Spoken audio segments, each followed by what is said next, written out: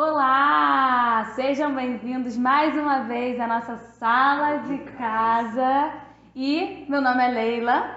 Meu nome é Douglas. E estamos aqui para te ajudar a se preparar para o seu casamento a partir dos conteúdos que a gente compartilha sobre relacionamentos a partir da visão sistêmica familiar.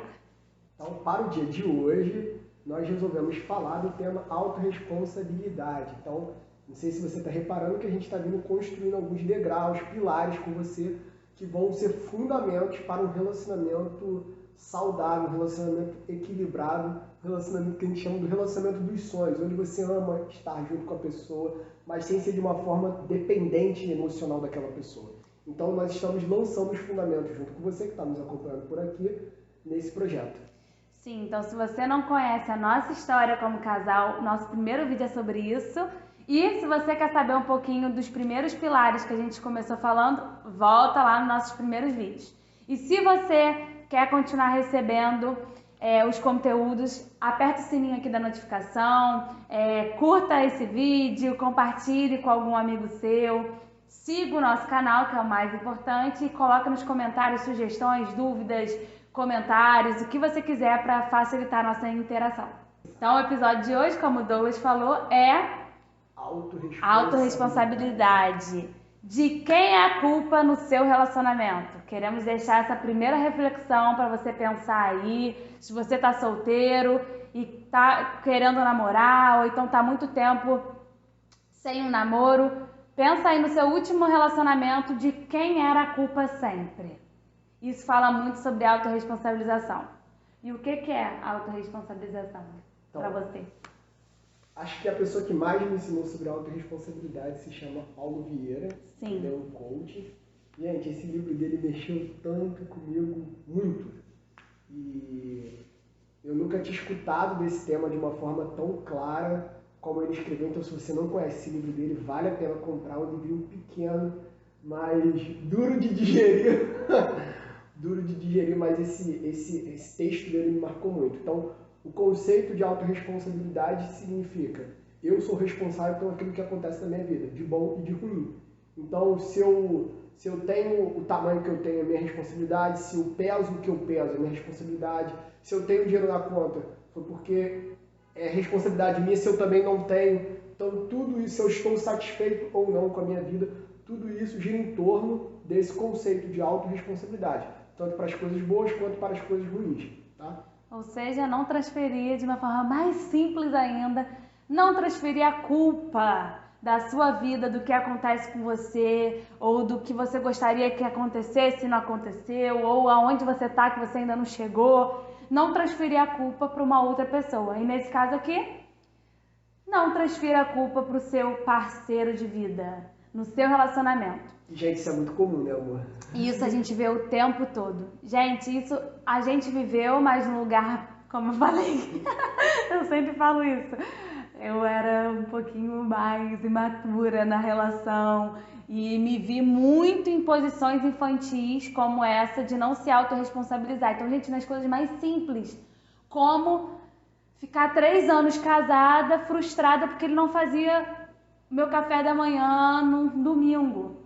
Então, assim, se é importante pra mim, por que eu não bancava essa? Falava, cara, é importante pra mim, vou descer, vou fazer o café, vou preparar uma mesa gostosa e não ficar esperando que ele fizesse. E isso foram motivos de muitas discussões, muitas questões para serem trabalhadas, conversadas. Gastamos muita energia com esse tema. Então, das coisas mais simples, como, por exemplo, você tá brigando, né, numa discussão, num conflito, e você só saber apontar o que o outro não fez, o que o outro deveria fazer e o que você não fez. E o que você poderia ter feito diferente para conquistar aquilo que você quer, que é uma relação saudável, ou que o seu parceiro faça tal coisa para você. Você já fez primeiro? E nessa ideia, gente, esse tema é um tema, como eu falo, duro de digerir, duro de engolir, porque jogar a responsabilidade, como tem uma frase, né? A culpa é minha, eu dou para quem eu quiser. Eu adoro essa frase, que eu achei ela engraçada, mas acaba que é uma realidade. E distribuir culpa, distribuir responsabilidade, dá um alívio, você fala, nossa, se meu pai, quando eu fosse criança, tivesse ido morar nos Estados Unidos e eu fosse junto, hoje eu saberia falar inglês. Aí você vai distribuindo, porque se minha mãe tivesse feito assim assado, tivesse me obrigado a ler, eu ia gostar de ler mais. Então você vai distribuindo essa culpa, essa responsabilidade, e aquilo dá um conforto na alma, e você sabe o quê? Só uma vítima. Então, você é vítima porque se o teu relacionamento não é bom, é porque o teu namorado não é uma pessoa gentil, carinhosa com você. Não é porque você escolheu mal, é porque ele não é legal, percebe? Então, se você não tem dinheiro, se você não está numa situação financeira da maneira que você gostaria, é porque nunca investiram em você. Mas todo dinheiro que chega, torna o dinheiro, ó, gasta mais do que tem, mais do que com pode. a primeira besteira que aparece pela frente. Então a responsabilidade não é sua, porque você não administra bem, porque você não estuda finanças, porque você não se prepara. A responsabilidade é porque nunca investiram em você. Porque se alguém algum dia tivesse colocado, pago um curso bom para você, aí você sim teria alguma coisa. Então a culpa vai dando esse sentimento gostoso, dá um acalento na alma quando você distribui ela, e você é só uma vítima. Você é só um pobrezinho, você é só um coitado que é conduzido pelo sistema. A política do país não está boa, o país é racista, homofóbico, machista, todos os istas que tem. E eu não estou dizendo aqui, eu não estou entrando aqui no mérito se ele é de fato, tá? A questão aqui eu não me proponho a discutir, né? Não é a nossa proposta que é essa, mas só dizendo como a gente pode usar essas questões como questões de muleta para a gente ir se amparando nelas. Por causa disso, porque fulano, porque o governo, se o governo me desse um empréstimo, aí eu me reerguia. Então, gente, resumo, você vai distribuindo e aí você é só um refém. E, como a gente ouviu outro dia, vítimas não prosperam, tá? Você se torna um refém da escolha alheia. Então, você não... nada do que acontece. Então, se não é responsabilidade sua, obviamente você não tem como mudar, porque a gente não pode mudar aquilo que diz respeito ao outro. A gente só pode mudar o que nos diz respeito. Posso falar?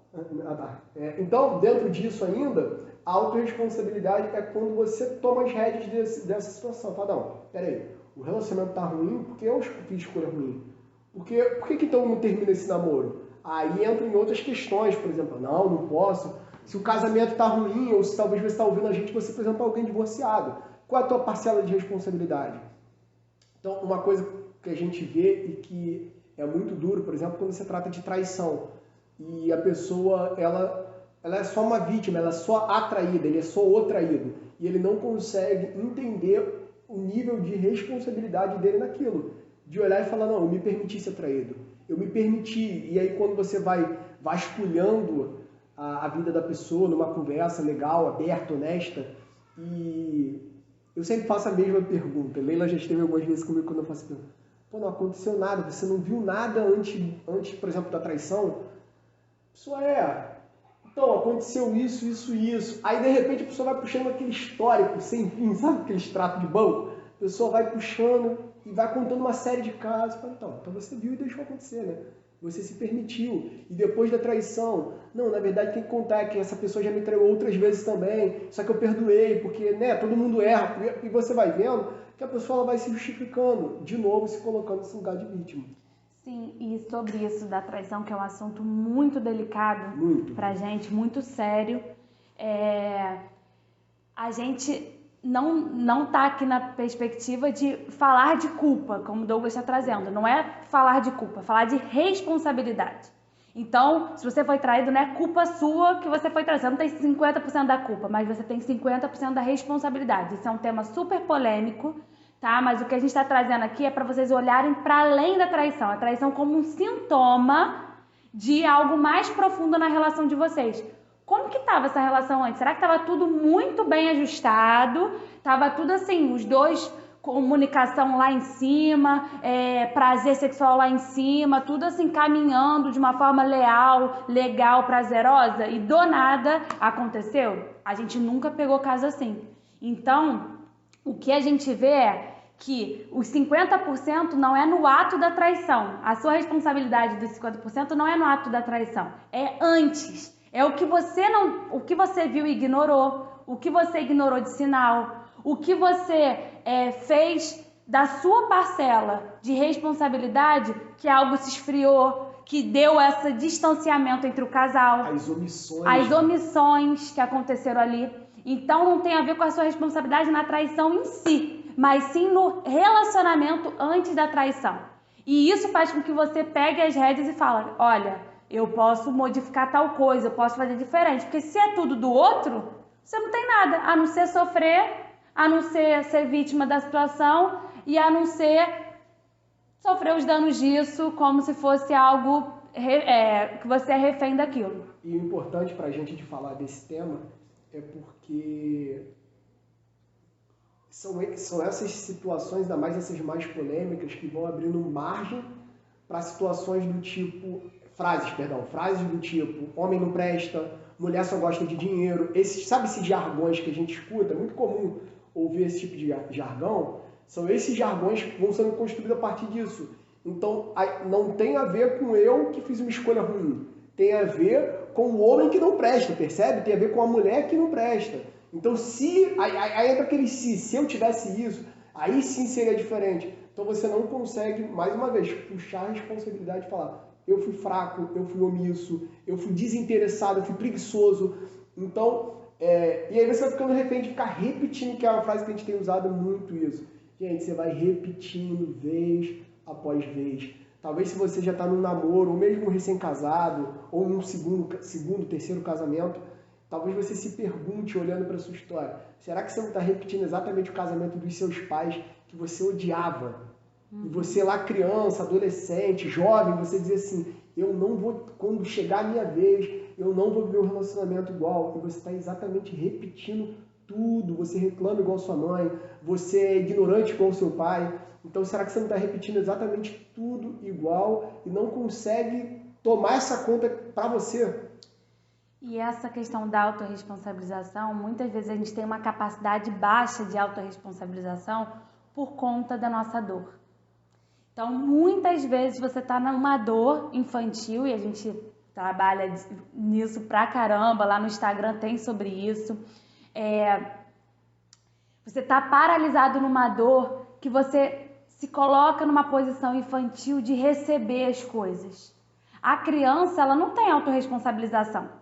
Ela vai construindo ao longo da individualização dela, do crescimento, desenvolvimento pessoal, intelectual, emocional, físico dela, a tendência é que ela vai se fortalecendo como indivíduo para bancar as decisões dela.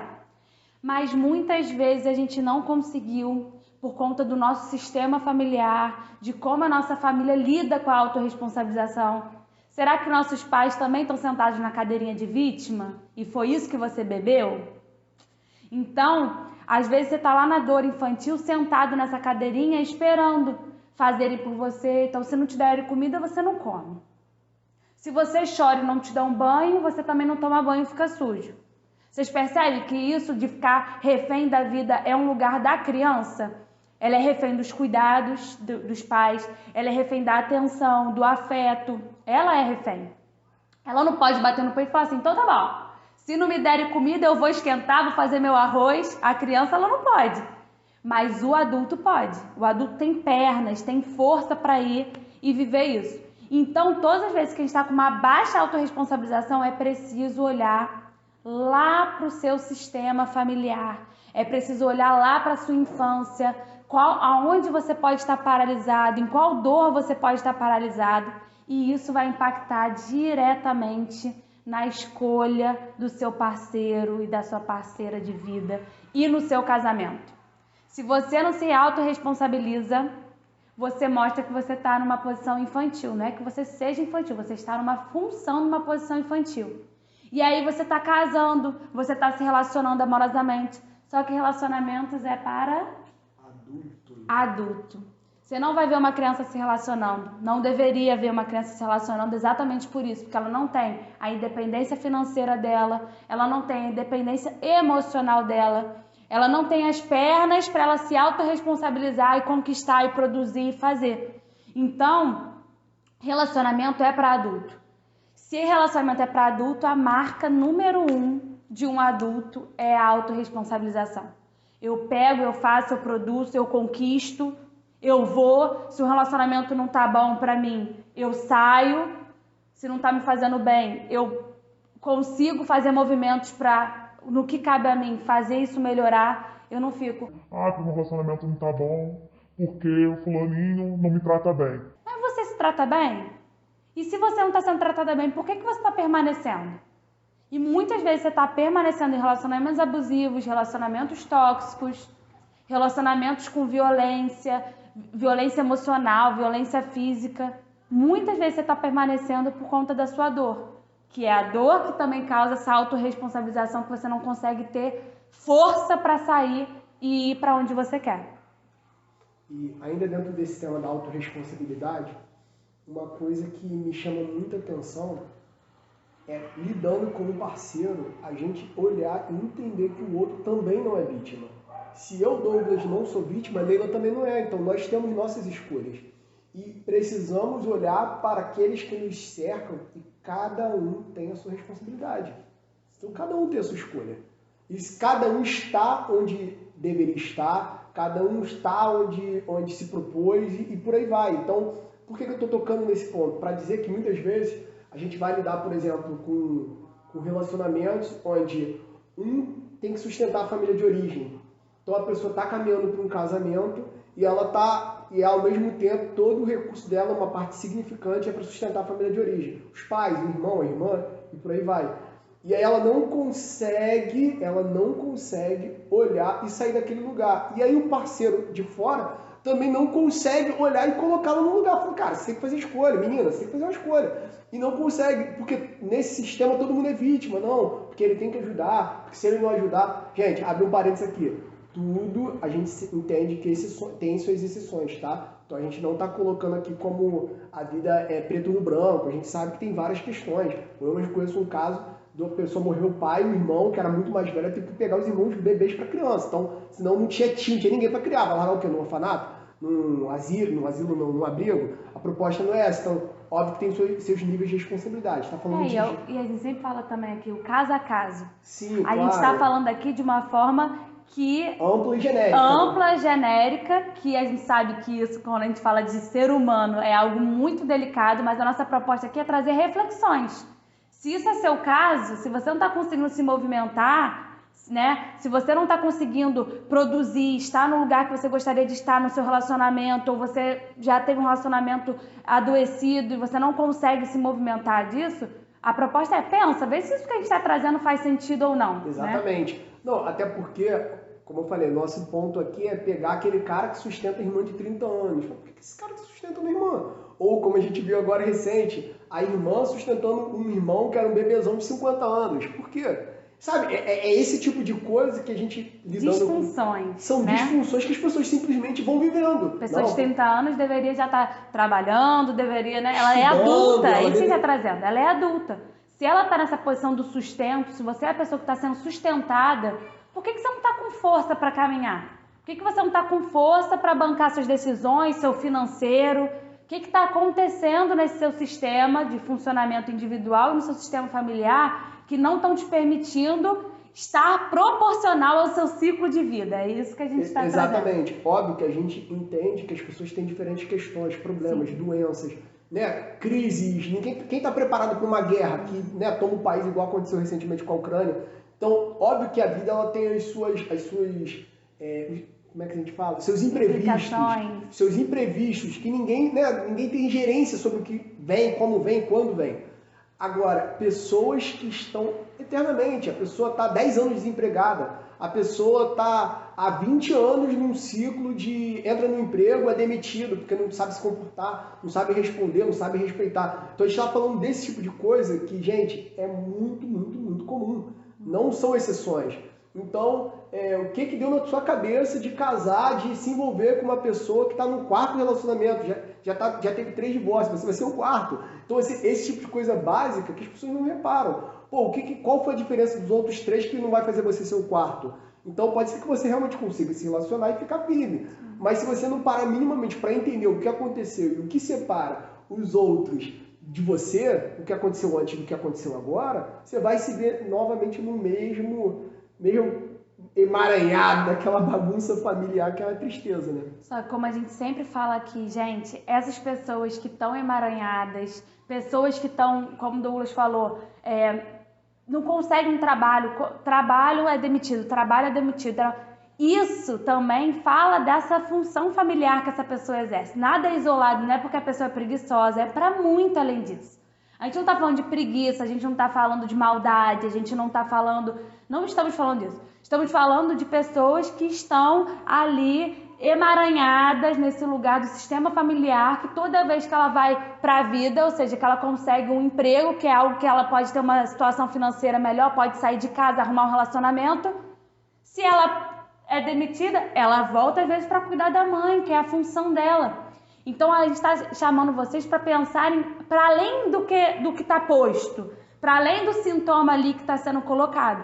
Então, para além do sintoma, fala de uma, querendo ou não, fala de uma questão de falta de autorresponsabilização, né? Se você vê um relacionamento que é abusivo, você permanece ali, você não está pegando as rédeas da sua vida para você caminhar. Mas você não está pegando por quê? Não é só porque você não quer, né? É muito para além do que você não querer. Mas o primeiro passo é reconhecer. O primeiro passo é... Eu sinto isso. Eu não tô conseguindo me movimentar, eu tô nesse relacionamento aqui abusivo, não consigo nem sair. Tá, você não consegue, vamos buscar ajuda, quais são os passos. O primeiro ponto é o reconhecimento. O segundo é fazer movimentos para você sair disso. E muitas vezes você tá nessa dor infantil que a gente está falando. E essa dor infantil é o que te continua te mantendo ali. Num ciclo vicioso. E só você pode, na autorresponsabilização, bater no peito e falar, essa dor é minha, eu preciso curá-la, eu preciso buscar ajuda. É só você. Não adianta, ninguém vai olhar a dor e não vai olhar e falar... Vou tratar a dor de lei. Não. Ele não tem capacidade, autoridade e força para fazer isso. Então a autorresponsabilização é esse pilar, essa base para que você consiga fazer boas escolhas, que você consiga se movimentar e chegar onde você quer. E quando a gente pensa nesse tema, por isso que o nome do canal é Sala de Casa, que é justamente trazer vocês para pensar na dinâmica do que é vivenciado numa casa. Então, talvez você pense, Douglas, eu vejo na casa dos meus pais, só que é muito diferente quando você tem a sua própria casa. É diferente você ver seu pai preocupado com dinheiro e você ser a pessoa que tem que bancar a casa e você está preocupado com dinheiro. É completamente diferente. Então, a proposta do canal é a gente justamente discutir esses temas que a gente vivencia o tempo todo e que a gente vê, que a gente já passou, sente na pele, vive e vê muita gente vivendo. E eu aproveito essa ideia para falar de um tema dentro dessa questão da autorresponsabilidade que é muito, muito comum, gente. Então, um tema que a gente percebe que é bem comum quando se trata dessa questão da autorresponsabilidade é para quem frequenta alguma religião, é praticante de alguma religião. Meu Jesus amado. Gente, a coisa mais comum que eu percebo, e eu já fiz tanto isso, é colocar os problemas na conta de Deus. Isso daí, você bota na conta do divino. Então, se o relacionamento é ruim porque foi a pessoa que Deus escolheu para mim. Você não escolheu nada. Você caiu ali de paraquedas ou caiu na sua mão. Então... Ou Deus quer que eu pague, né? Deus quer que eu ajude aquela pessoa, Deus quer... E aí você bota na conta do divino e muitas vezes Deus, ele não é o ser que vai descer aqui e falar, não tem nada a ver com isso, você que escolheu. Então até porque, por exemplo, para quem lê a Bíblia, isso está lá escrito, né? Mas é uma atitude muito comum, as pessoas colocarem na conta de Deus, o Papa, o Santo... né, o que cada religião escolher ali como essa ideia do divino. E isso, mais uma vez, de novo, você tira, só que talvez seja ainda pior com o divino, porque se você botar na conta de um pai, talvez se o pai ainda for vivo, vai falar, não tem nada a ver com isso não, você que escolheu. Mas na conta do divino isso normalmente não acontece. E a pessoa vai passando mês após mês, ano após ano, e o tempo vai passando e você vê aquela pessoa estagnada no mesmo lugar que você encontrou às vezes há 10 anos atrás, há 20 anos atrás, com os mesmos problemas. Então, esse é um outro fator. Não coloca na conta do divino. Ah, mas Douglas, eu senti que Deus falou comigo que eu deveria fazer isso. Então fala, não, eu entendi que era esse. Quando Deus falou comigo, eu entendi que essa era a minha Eu resolvi obedecer. Eu resolvi obedecer, é minha responsabilidade. Então, o que der errado, tá na minha conta. Isso daí... É duro. É duro. É duro, é um processo. A gente está falando aqui de algo que a gente passou e vem, né, trabalhando isso às duras penas, porque não é algo simples, ainda mais quando você viveu a maior parte da sua vida vivendo nessa forma de vítima, de terceirizar, não sendo protagonista da sua vida, da sua história, e mudar isso é um desafio. Mas também, como a gente sempre fala, o que a gente traz aqui, a gente viveu e é libertador. É assim, você celebra muito mais as conquistas, você também administra melhor as dores, porque você sabe, eu escolhi, eu sei as implicações, você tem muito mais cautela ao decidir alguma coisa. Então, assim, são inúmeros benefícios para você assumir esse lugar que é só seu, ninguém vai poder assumir por você. Não, e ainda que no início, como a gente sempre vem falando isso em cada episódio, ainda que o início é muito difícil. Todo início, né, aquela primeira marcha do carro, ela é mais delicada ali, mas gente, depois que pega no tronco, que a coisa vai, você não consegue. É fluido. É uma maravilha. Você fala, gente, onde que eu tava que eu demorei tanto tempo sem viver isso? Então, entender isso vai te ser uma ferramenta, vai ser uma ajuda, uma mudança de vida. Sim, e muito disso também, gente, tem a ver com processos que nós somos poupados pelos nossos pais, pelos nossos avós. E eu vou contar uma história aqui, que é a história da borboleta. A última eu trouxe a história do peixe, a história dos animais, mas a história da borboleta. Um belo dia, um homem olhou para uma árvore, tinha um casulo lá, penduradinho. Não sei quem já viu um casulo de borboleta.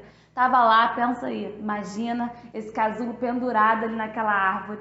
Aí o homem viu que tinha uma borboleta fazendo uma força danada para sair daquele casulo. Ele olhou e falou assim, vou ajudar a tadinha da borboleta. Tadinha da bichinha, tá ali, ó, eu vou facilitar esse processo para ela. O que ele vai? Ele pega uma tesourinha, de uma forma super gentil, vai e corta a pontinha do casulo, a borboleta sai, pum, no chão. Ele crente que a borboleta ia sair voando, ele foi e caiu no chão a borboleta. E a borboleta morreu. Por quê? Porque todas as vezes que a borboleta faz esse processo de sair, é a pressão que é suficiente para ela conseguir liberar um líquido que vai passar pelas asas, vai se espalhar esse líquido pela pressão pelo corpo dela todo. E é exatamente o líquido que faz as asas se abrirem. E quando o moço cortou aquele casulo, poupou ela daquela dor, daquele processo, daquela tensão, daquela energia que ela precisava fazer, só que aí não teve o processo consolidado para que ela pudesse voar. Então, ele foi com a boa intenção de poupar a borboleta daquele processo, mas que no final ela não conseguiu sobreviver sem aquele processo. E ela vai para o chão, não podendo viver a função dela, que é de voar, conseguir novos lugares, ir para outras flores, conhecer outros bichos, e ela acaba com a vida dela naquele momento. E isso fala muito desse processo que muitas vezes, não sei se você se identificou com esse processo da borboleta, se você se viu poupado de entrar num trabalho que o chefe era mais duro, de pegar ônibus, de começar a andar sozinho, não ter pai e mãe para levar o tempo todo, aquelas tensões que você fica com aquela adrenalina. Eu fui muito assim, gente.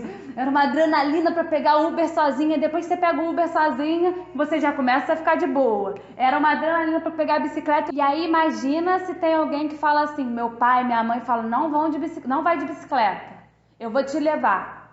Eu nunca ia conseguir, com a minha autonomia, não ficar dependente deles, porque é muito mais confortável. Um pai levar, não sei se você já conhece o pai, já tá ali, num carro confortável, não fica suada, não tem que ficar esperando o ônibus. Mas se alguém me poupa daquele processo, eu vou ficando sempre refém. Refém da carona do outro, refém da hora que o outro pode me levar, refém de um momento que o outro não puder me levar, eu faltar um compromisso.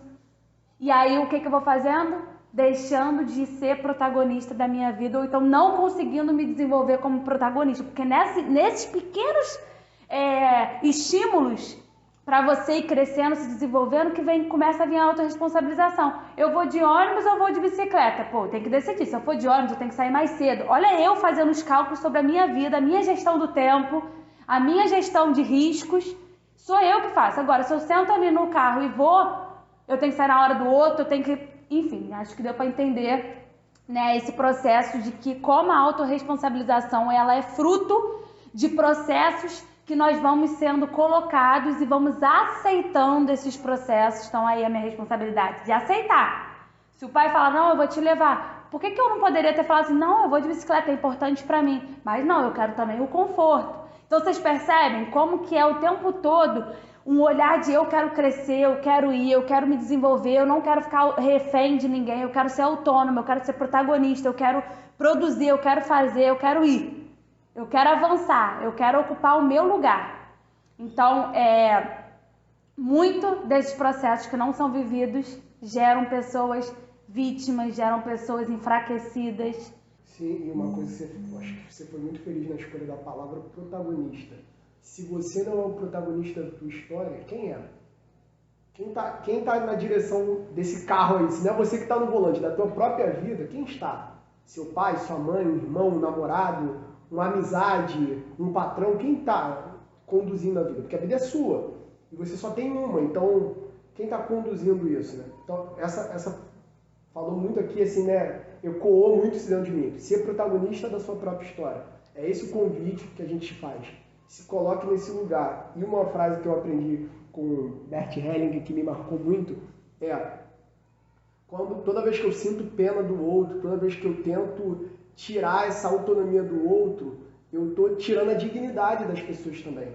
Então, o outro poder fazer a escolha do que come, do que veste, para onde vai, como vai, quando vai, isso é dignidade, gente. Então, quando eu tiro isso, por exemplo, dos meus pais, não, porque eu trabalho agora, estou ganhando melhor, então vou usar o meu dinheiro para financiar a vida dos meus pais, para pagar uma viagem para os meus pais, para dizer onde eles vão morar, estou tirando a dignidade deles.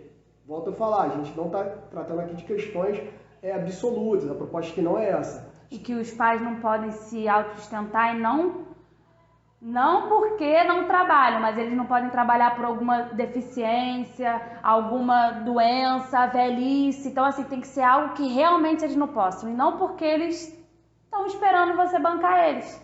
Então, assim, tem uma questão... O único, a gente acredita, né, na sistema familiar, que é o único cenário em que os filhos cuidam dos pais é quando esses pais já chegaram numa impossibilidade mental ou uma impossibilidade física de se autogerirem. É a única. Isso acontece, gente. Isso acontece na velhice, né? Principalmente quando os pais não podem mais trabalhar ou não podem mais ficar sozinhos em casa. Chega esse momento. Mas é o único cenário, porque os pais são grandes, os filhos são pequenos.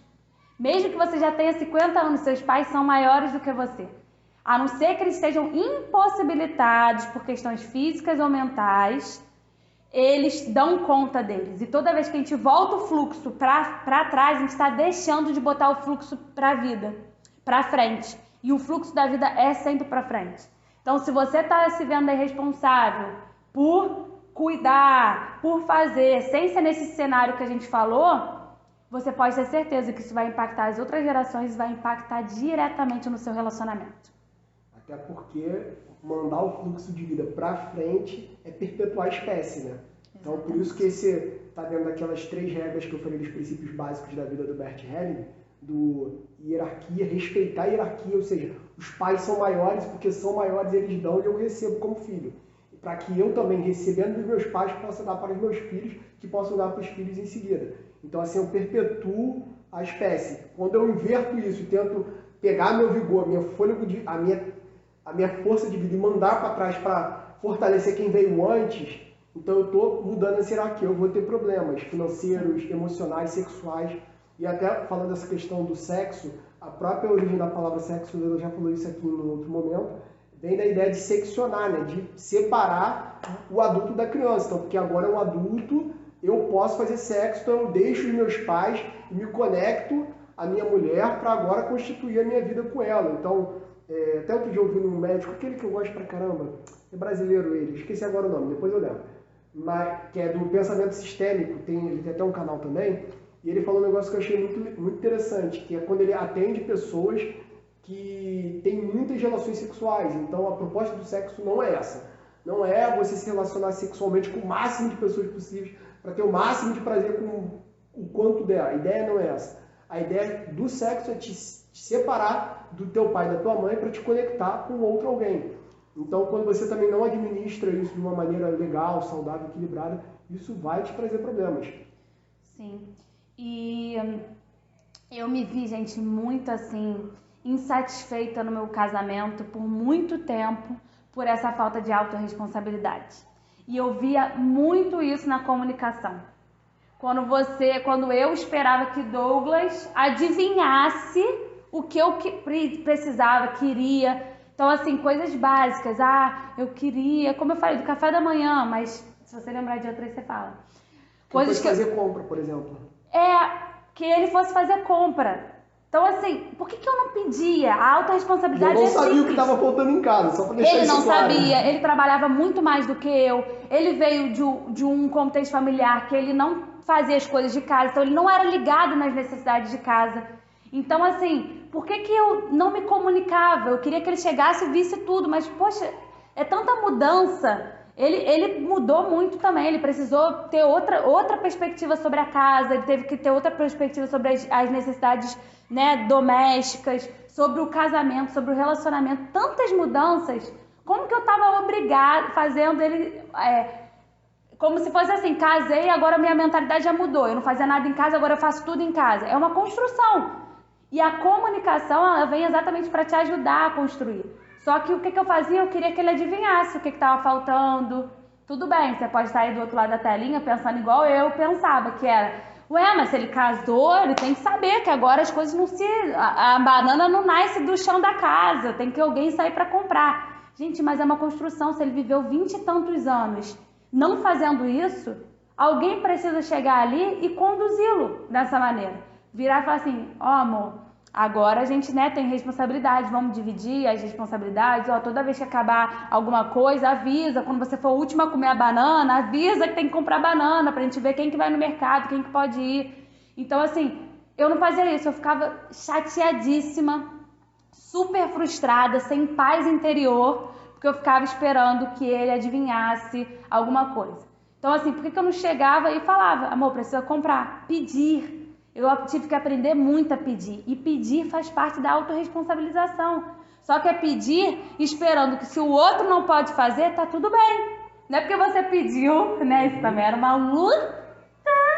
Não é porque você pediu que é quase assim, vou pedir porque ele vai fazer. Não. Ele é um ser autônomo, ele sabe do tempo dele, ele sabe da gestão do tempo dele, das prioridades. Então pode ser que eu, por exemplo, não podia fazer naquela hora que ela Mas podia fazer depois, só que se é muito importante pra mim, então eu que vou. Ou se eu puder esperar, eu também tô decidindo esperar. Então, assim, são coisas que na prática da vida 2, a autorresponsabilização, quando não existe, é uma dor de cabeça, uma frustração, é uma falta de paz danada. E outra coisa ainda dentro disso é que quando são dois adultos morando dentro da mesma casa e os dois entendem as responsabilidades da vida, pode ser dividido. Você pode fazer contratos que vão ser constantemente refeitos, o que é super natural, até porque a vida muda, a dinâmica muda. Então, você conversar sobre aquilo, amor, o que é seu, o que é meu, o que cada um vai cuidar. Então, por exemplo, no início do casamento, a gente aqui em casa fazia isso. A questão financeira era muito mais minha, então, e era um período, por exemplo, que ela só estudava de tarde, então ela tinha a manhã e a noite livre, e eu estava numa época que eu era militar, já falei isso no primeiro vídeo, então eu estava... Se você não conhece, vai lá ver. No primeiro, eu estava numa sequência de plantão, eu chegava de madrugada, às vezes eu dormia de dia, no outro dia eu já ia para uma outra missão, foi uma época que o exército estava tendo muita operação, então, e a gente recém-casado. E isso tudo precisa ser negociado, isso tudo precisa ser conversado. Imagina eu chegar em casa de madrugada, no outro dia de manhã era o tempo que eu tinha para dormir, que muitas vezes eu chegava às 4 da manhã, 3h30, e lavar banheiro, por exemplo. Porque no meu contexto de vida, naquele momento, não tinha sentido, até porque eu quase não usava. Então, esse tipo de coisa, esse tipo de trato, quando são dois adultos, precisa ser negociado, precisa ser conversado. E se algo mudar, aquilo precisa ser falado de uma forma muito clara. E eu queria brincar aquela hora com você, que era uma coisa muito engraçada, porque ela começava a chorar, e de repente você está chorando pelo quê? Não, porque você não me ama, você não está atento às minhas necessidades. Como eu não estou atento à sua necessidade, o que está acontecendo? Simplesmente porque aquilo não tinha sido falado. Então, E como Leila bem trouxe, ainda que seja falado, não necessariamente o outro é um refém dos seus desejos, de fazer exatamente aquilo que você está pedindo, do jeito que você está pedindo, na hora que você está pedindo. Porque isso também fala de uma dor. Fala também lá dessa posição infantil, que você chora, sua mãe faz o quê? Dá o leite. E aí você acha que quando no seu relacionamento você vai chorar e vai ter seus desejos supridos, mas não é assim, né? O outro, você que precisa suprir os seus desejos. O outro, ele só é um plus. O outro é um plus dessa trajetória. E aqui a gente não está falando que o outro não pode servir, o outro deve. O outro deve no sentido de saudável, de serviço. O outro tem que estar atento. O relacionamento é sobre isso. Senão cada um vivia na sua casa e tá tudo certo. Mas esse contrato do casamento, da vida a dois, fala muito desse olhar atento ao outro. Essa atenção, esse amor, esse afeto, esse serviço. A gente fala sobre isso. Mas o que está dizendo é, você não pode depender disso. Então, o outro não pode ser refém dos seus desejos, você também não pode esperar e depender de que seus desejos sejam supridos se o outro fizer ou não. E isso então, não pode definir a sua alegria, né? Exatamente. Né? Não pode ser assim, o outro fez, eu tô feliz, o outro não fez, eu não tô feliz. Gente, o casamento vira uma desgraça. Sabe o inferno? Vira o inferno na terra. E a proposta aqui é pra você desfrutar, você não tá casando pra sofrer. Você tá casando pra viver bem, pra desfrutar. Pra viver melhor do que você vivia, né? Senão você ficava solteiro, morava sozinho. Olha quantas possibilidades para além do casamento. E o casamento, ele muitas vezes se torna esse lugar porque são duas crianças casando. Duas pessoas que não se autorresponsabilizam, duas pessoas que culpam um ou outro o tempo todo, na briga, tá sempre querendo ofender. E eu separei aqui pra gente finalizar 6 passos, 6 dicas que o Paulo Vieira fala no livro dele, que é muito bom. Como que você alcança a autorresponsabilidade. Só que antes de falar dessas 6, eu falei assim, eu preciso acrescentar uma que pra mim ainda eu acho que é, assim, número 1 para essas 6 dicas acontecerem, que é o outro vídeo que a gente fez, que é conheça a sua história, conheça a sua dor, autoconhecimento, mergulhe em você, para que você possa ter base para viver essas 6 dicas. Então eu vou falar aqui, vamos falar um a um? Trocadilho, não? Então vamos lá. 1. Se é para criticar, cale-se. Se você for criticar o seu parceiro, criticar outro, fica quieto. Porque a crítica nesse contexto não é bem-vindo. Porque se você critica, você está atacando o outro, você está falando que o outro poderia fazer. Mas e você? A gente está chamando você a ser autorresponsável por aquilo que você vive, sente. Então, se você tem que se autorresponsabilizar, não há lugar para a crítica do outro. Olha para o outro e fala, o que eu posso fazer de diferente? O que é importante para mim? Ponto 2, se é para reclamar, dê sugestão. Porque se eu reclamo, eu fico nesse lugar passivo. Não, porque isso aqui não tá bom. Pega e dá sugestão. Que tal a gente pintar assim? Que tal a gente fazer assim? Então, assim, no relacionamento, vida financeira, vai reclamar da vida financeira? Dá sugestão. O que vocês podem fazer juntos para aumentar a renda de vocês, para vocês administrarem melhor o dinheiro? Esse é o ponto. 3. Se é para buscar culpados, busque solução. Olha como muda, gente, a mentalidade. Então, ao invés de você estar brigando, culpando o outro, você olha e fala assim, cara, desse problema aqui que a gente está brigando, como que eu posso trazer uma solução para isso? Porque brigar, cara, brigar por brigar, culpar o outro, vocês não vão sair do lugar. Culpar o outro não traz mudança, não traz transformação e não te leva aonde você quer ir. Se é que você sabe para onde você quer ir, que é outra reflexão. Mas eu acho que o ponto aqui é, antes de reclamar, não reclame, cancele a reclamação. Ficou com vontade de reclamar? Pensa numa solução para aquela situação que você está reclamando. E faça. Não fique também sendo aquela pessoa que só aponta. Faz isso, faz aquilo. Pega e faz. Se é importante para você, pega e faz. 4. Se é para se fazer de vítima, faça-se de vencedor. Olha, ao invés de você olhar e falar assim, porque eu sou a vítima do sistema, porque ele não faz para mim. Caramba, eu tenho força para fazer para mim, então eu sou uma vencedora. Eu vou lá e vou fazer o café da manhã. Entendeu? Né? Vocês viram que ela gosta de café da manhã. Eu gosto. Quem quiser mandar um mimo, tá? Um recebido não é recebido pago não. Manda uma cestinha pra casa. Mas, então, esse 4. Se é pra você se ver, quando você se vê como vítima, transfere a sua mentalidade, transforma a sua mentalidade e se veja como vencedor. Se você é um vencedor, você é forte. Se você é forte, você consegue conquistar o que você quer. 5. Se é pra justificar seus erros, aprenda com eles. Para de, quando o outro fala, trazer um ponto de melhoria pra você rebater. Você não precisa justificar. Ataque, né? Você não precisa se justificar. Gente, tudo isso que eu tô falando aqui a gente aqui, trabalhou muito e continua trabalhando em relação a isso. Eu acho que é algo assim, pra se movimentar até você morrer. E se é pra justificar seus erros, aprenda com eles. Então, assim, pra que você precisa? O outro falou, cara, pega pra você, digere aquilo. Meu professor sempre falava, feedback não se responde. Se o outro te der feedback, não tem porque você justificar aquilo, cara, fala obrigado. O que é seu, o que não é, matuta! Fica ali, digerindo aquilo. Pô, faz sentido? Se bem que faz sentido tal coisa. A outra parte não gostei não. Devolve pro outro e tá tudo certo. Olha como que isso fala de um amadurecimento. E o sexto e último pra gente encerrar. Se é pra julgar as pessoas, julgue a atitude. Não, isso pro casamento é assim... essencial. Surreal. Quando você for... E é um dos pilares da comunicação não violenta. Quando você estiver se comunicando com o outro, eu não posso chegar e falar assim... Douglas, você é um preguiçoso. Graças a Deus, eu peguei uma característica que realmente ele não é. Mas assim... Douglas, você é um preguiçoso.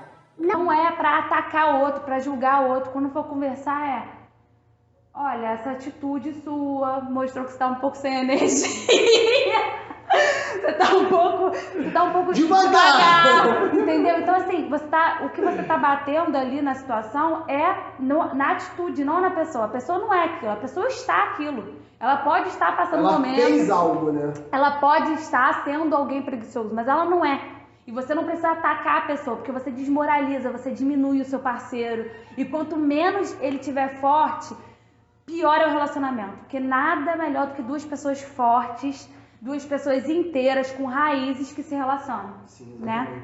Então, fechamos aí com 6 dicas. Se vocês quiserem, a gente pode até botar nos comentários 6 dicas. Sim, gente, qualquer dúvida, como a gente sempre fala, comenta aqui, chama a gente no privado, lá pelo Instagram fica mais fácil responder, tá bom? E conte com a gente também nessa trajetória, nesse seu projeto de casamento. Sim, e se não concordarem com alguma coisa, coloca nos comentários que a gente ama saber disso, pensar. A gente não está trazendo uma verdade aqui, a gente está trazendo uma percepção do que a gente entende hoje. Amanhã a gente pode estar estudando, aprendendo e vivendo outras coisas. Então, assim, é até onde a gente alcançou e a gente está compartilhando com vocês até onde está indo.